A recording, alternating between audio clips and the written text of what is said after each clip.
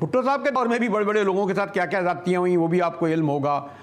उसकी तफसील में जाने वक्त नहीं, लोग बुरा मान जाएंगे। तो ये जो आपका एक हद तक तो पॉइंट ऑफ व्यू से ये मतलब ये वाली जो एक और एक आपने निकाला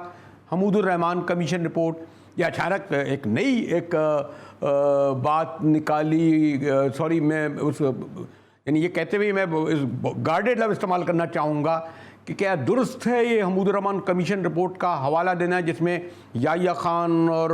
जी मुजीब। जी देखिए, मेरा इस पे मौक़िफ़ बड़ा वाज़ेह है, फिर से मैं बयान कर दूं। आप हर कौम की अगर तारीख देखें तो हर कौम ने गलतियां की हैं अपनी तारीख में, माजी में, और आपको अगर अपना हाल दुरुस्त करना है और मुस्तकबिल को मुस्तहकम बनाना है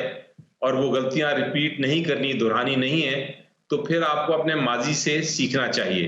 अब जब बांग्लादेश का इशू आया था, उसकी तारीख आप मेरे से बहुत बेहतर जानते हैं, आप तो इस पे लिखते भी रहे हैं कि उसमें सियासतदानों की भी गलतियां थी। कुछ सियासतदानों ने जानबूझ के किया हुआ था, कुछ हमारी इस्टेब्लिशमेंट की गलतियां थी और कुछ स्ट्रेटजी थी हमारे दुश्मनों की जो कामयाब हुई।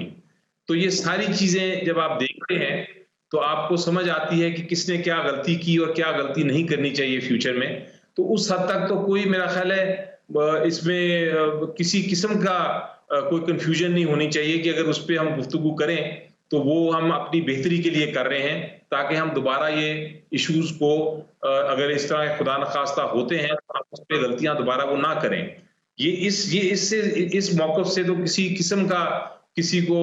वो नहीं होना चाहिए। और ये कह देना कि कोई ये अगर इसकी बात करेगा तो वो गद्दार है, या ये कह देना कि अगर कोई इसकी बात करेगा तो उसने बड़ी पाकिस्तान के खिलाफ बात की, खुदा न खास्ता, ये बिल्कुल दुरुस्त बात नहीं।